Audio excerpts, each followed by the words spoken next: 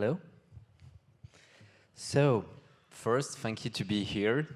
Thank you to be here for a new kind of conference. A new kind of conference where you don't see anything, but we have two brilliant men with us to share the insights, the vision, but not with any vision. So, I'm here because I dream to make a conference shirtless or naked. So I'll say, okay, let's get 10 minutes to be naked on stage, and after you can get dressed up. So let's start discussing about happiness at work. Let's start discussing with how to empower people during the day. So the first question will not be about presentation of the speakers, because there are some speakers here. But the first question, and everybody is asking the same, why all people all around the world hate Monday? So, speaker number one, could you try to answer this one? Well, I'm guessing. Well, it's because... Who's the speaker number? Who is speaker number one? The speaker number one is on stage. Sorry, Mo. Good. Speaker number one, go ahead. He sounds like a robot. Well, why do we hate Mondays? I would say because our values, our sense of self is not fully in alignment with the work we do. So we go to work and we feel a sense of disconnect. We feel a sense of self-betrayal very often. We're not really showing up to our own potential. And so there's a natural state of dread, to be very pessimistic. So speaker number one, you love Monday? I personally don't really differentiate between Monday or any day, because I try to live in alignment with my values and I try to do what I love. That's why I'm here. I'm loving this darkness. Great. Speaker number two, the robot, not robot. Yeah, let me speak slowly. No, I actually love Mondays. I think the reason why people don't like Mondays is because, like Frederick said, when you're in an organization that lives your values, you wake up every morning and you feel that your life has a meaning. You feel that you're happy to go to work. If you don't have that, and many organizations don't provide that to their teams, then, of course, Monday becomes a chore. It becomes like cleaning the toilet, and that's not always a very, pleasurable experience. I personally have aligned my values completely to the work that I do. And so I don't actually see Mondays or Saturdays. I work when I feel like I work, like my work is needed, and I enjoy every minute of it. We promise you that the speaker number two is not a robot or artificial intelligence, promise. So, if you continue with this theme, is that why it's key to take care about happiness at work in our world today? Well, I would say that all of us beings that are alive, not just the humans, but anything that's alive in some fundamental way seeks happiness. I would say that every single one of us in this room, in essence, longs, yearns deeply for a moment of relief, a moment of contentment, that sweet experience of, I'm home. And many of us, if not most of us, rarely ever get to taste that experience, where we can finally say we have arrived. So that is our fundamental desire as living beings. And I would say that's the reason why we work. Don't forget that.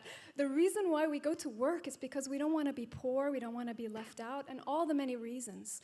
So we are motivated by some sense of happiness, a desire for happiness. That's what I would say. And speaker number two? Why it's key? Well, I think I should start with a definition of happiness, because I understand that in the French language it might be slightly misunderstood.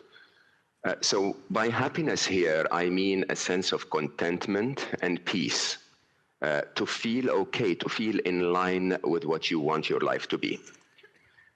Happiness is not to go to a party and jump up and down and waste your time and waste your life. You could be engaged in some very serious things and at the same time feeling happy.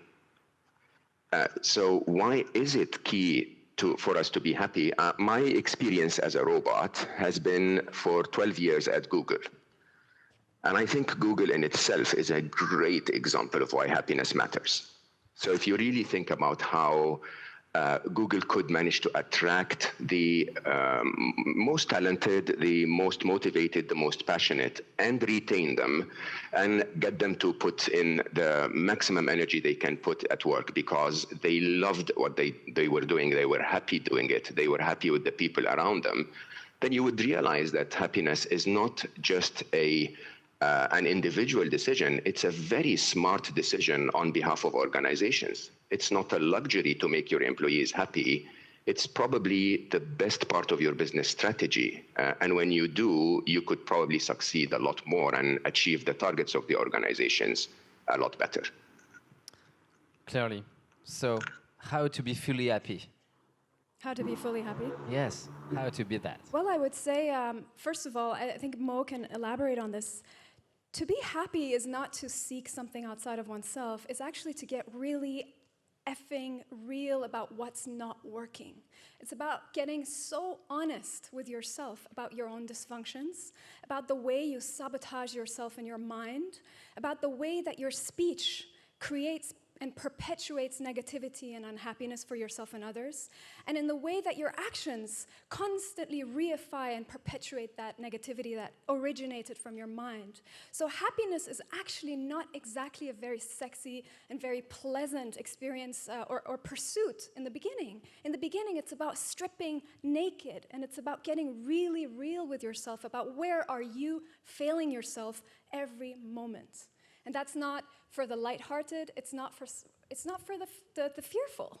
It takes courage to go to the dark. Do you want to add something, speaker number 2? Well, I love that. It does take courage. I think the idea here is that to be happy, in my view, is to find the truth. And when you find the truth, you do something about it. I think the trick is that most of us escape. We find replacements, distractions, ways to convince ourselves that this is okay, that this is how life should be. While the reality is, if you acknowledge what you feel, if you acknowledge your emotions, if you acknowledge the need for action, and then do something about them, that truly is like fitness. You know, step by step, as you invest in your happiness, over time, you will become happy, or at least happier. And what is the key for the next generation to fully love Monday? Okay. Well, I would say, actually, I wanted to share. So I just came back from India. I was with His Holiness the Dalai Lama, who's been a teacher of mine. And we launched a curriculum called the C-Learning Curriculum, standing for Social, Emotional, and Ethical Learning, where children around the world can learn skills like attention regulation, mindfulness, compassion, empathy, communication that's authentic and real, the ability to attune to your inner life. So imagine our children starting to develop these skills from such an early age so that they don't have to end up, like Joseph Campbell said, climbing a ladder to get to the top of the ladder and realize the ladder is leaning against the wrong wall, and then it's too late. So we're trying to prevent our children from ending up like us, where we have to hire people like me, like a coach, to help them undo all this programming. Anyway, that's what I would say. Education. Yeah, it really is all programming. I love the way this was said. The reality is that we are born happy. So if you look at any child, when our basic needs are met, we are happy. By definition, we don't ask for an Xbox to be happy. We don't ask for someone to compliment our dress to feel happy. And what happens is, when some reason makes us unhappy, a wet diaper or whatever, we become unhappy, we cry, and then we go back to happiness again. The modern world we live in and the beliefs that we signed up for to be successful in the modern world is the wet diaper. It's a very wet and smelly diaper. I think the truth is for the young generation to realize that most of the lies that we're given by advertising, by politicians, by the media, by the movie industry, by Hollywood, by romantic comedies, that all of those are not really reality. And to find our own reality and decide that our priority in life is to remain at our optimum default setting, which is a happy default setting, is to realize that if we are happy, we're more productive, we're more successful, we're making a bigger difference to life. And that accordingly, perhaps, rather than waiting to buy a Maserati or a Ferrari to be happy, perhaps shoot for happiness at the beginning, and then maybe those middle agents, those things that we think are going to make us happy will not be needed for you anymore. Great. You know that in Bhutan, is the first country to establish gross national happiness index. You know maybe that in New Zealand, it's the first country to add well-being to national budgets. So the question is, what is the role of the government and all of governance for companies? What they are to do, what they have to do? Well, I would say that, if we were to look at our current world order, the paradigm we live in is very much a reflection of a left-centric worldview, a worldview that still deems things to be separate, disconnected, static. There's a highly defined sense of self and self-interest that most of us are motivated by. We reward qualities like competitiveness. We reward certain qualities that ultimately don't end up creating the kind of world that we want to live in. They don't benefit well-being, they don't benefit mental health. So we're seeing so many epidemics, so much unhappiness, suicide, anxiety, depression, alienation, and so forth. So I would say we need a shift in worldview. We need to integrate certain qualities that maybe are a bit more natural to the feminine. And the feminine lives in each of us. It's not just about the women. It's about integration of left and right hemispheres of the brain. It's about qualities like intuition and an understanding of interdependence, kindness, warm-heartedness. These should be brought to the surface of our attention, and governments should be well aware of this. Yeah, of course, but on top of that, I would remind people that happiness is an individual responsibility. So while governments or company CEOs and leadership and the HR department are supposed to remove the reasons for unhappiness. This is why, for example, in Northern Europe, we measure subjective well-being, that the government has delivered to the citizens of the country what they need to find a happy life. That does not automatically indicate that we actually find a happy life. The individual needs to take that decision. So, yeah, while our governments should remove the reasons for unhappiness, I think transparency is probably the biggest reason for unhappiness in many governments around the world, or lack of transparency today. I would probably say that even if that is available or not, happiness remains to be an individual responsibility. Let's not put the burden or the responsibility on governments and companies and others. Your own happiness is your own responsibility. Great. So now we are in the dark. You have a Harry Potter wand. What do you want to change right now for increasing global happiness? Increasing global happiness, I would say it would be wonderful to see all of us begin to take interest in the welfare and the happiness of others, of the other. I think we have such a calcified sense of self-grasping, self-interest. All of our lives, we constantly are seeking to build an empire for the self, when according to a lot of the wisdom from the East, the self is nothing more than a concept, a construct. So if we were to extend our attention and have this thing called intersubjectivity, where my sense of subjectivity includes you, and you, and you, and I start to have a sense of we that they were talking about before we came on stage, a sense of a collective, that would be really amazing. I would love that. Absolutely. I think the one thing we need most in today's world to find happiness is compassion. It's not a secret at all that some of the countries in the world that are the happiest are the ones that have that sense of family and friendship and support for each other. You go to Latin America, you go to Africa, you go to India, where the conditions of life are not that great, which unfortunately is what we focused on in the West. But the reality is that people are happy. They're happy because they have the compassion to make each other happy. Our Western individualistic approach to life is very taxing on the happiness of all of us, and I think it's something that we definitely have to change. What I ask people is I say, find your own happiness and then tell two people about what you learned about happiness and make them tell two others. And if every one of us just takes the responsibility of his sister and best friend or whoever, two people that are near to them, if everyone tells two people and they tell two people, we would reach billions of happy people on our planet today. Perfect. Could we bring the light on now and see our speakers?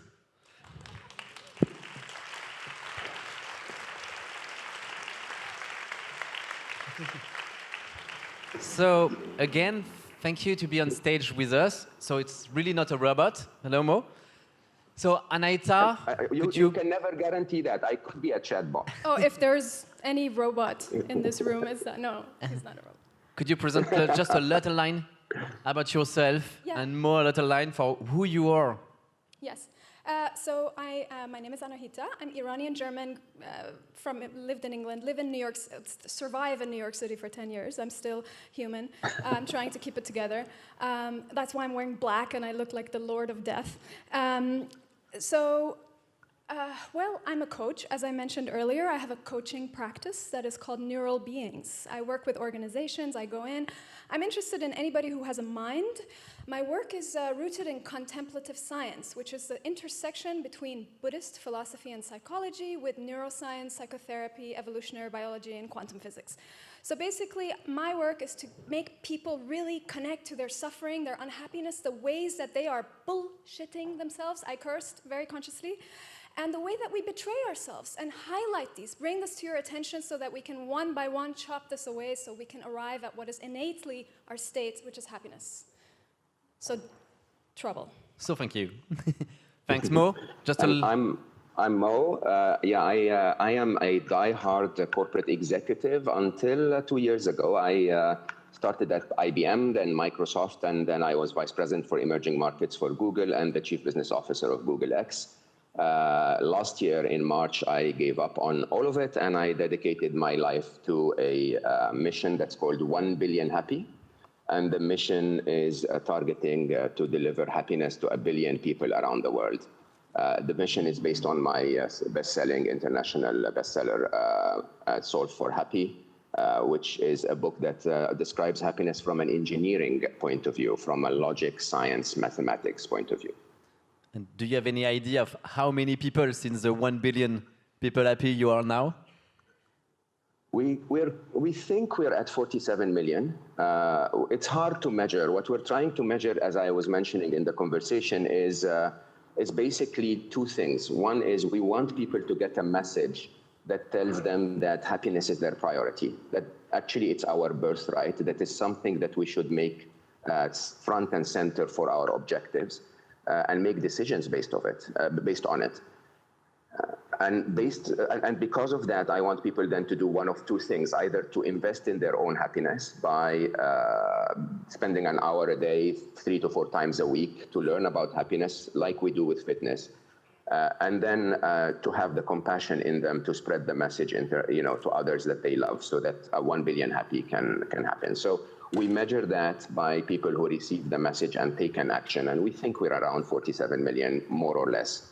It doesn't really matter if I can manage to make one person happy in the audience today, then it's one person closer to 1 billion happy. Perfect. So the last question, but not the least, it's in 40 seconds or less. It's what do you wait for people as soon as they leave the room? What do you want they to do for happiness? So I would love if we didn't leave with this notion of happiness as an abstract idea. And I ask, how many of you are still stuck at this thing of this abstraction? Happiness is a concept. Raise your hand. Who understands happiness in their body right now? Who feels it on a deeper level? Raise your hands. So if you're among the people that feel it amazing, keep going deeper. If you're among the people who's like, what's this thing called happiness? She's annoying, she's cursing, she's so full of herself. What's that guy with a billion happy mission? Then I urge you, either come talk to me afterwards or really try to go a little bit deeper, because there's so much more than just the conceptual way that we're processing reality. There's so much more to be known and felt and experienced that we're missing on a day-to-day basis, and I urge you to take that with you. Thank you, Annahita. Mo? Yeah, on my little side, I world? would probably say that, yeah, when we were children in school and growing up with our parents, they made us believe that seriousness is the way to go through life. This, I have to say, unfortunately, is a little more prevailing in France than the rest of the world, believe it or not. Seriousness is not the way to go through life. You can be very playful, you can be very, very in flow, you can be enjoying life and successful at the same time. And what I urge people to do is to do both. For yourself and for your children, success is to be happy while you have an impact on the world, not just to have an impact on the world. This is what we should aim for. If you want to learn more, go to 1billionhappy.org. We need your help. And yeah, let's make a billion people happy, or at least Paris happy, which I think is an interesting challenge to have. Thank you so much. Mo, Annahita, thank you.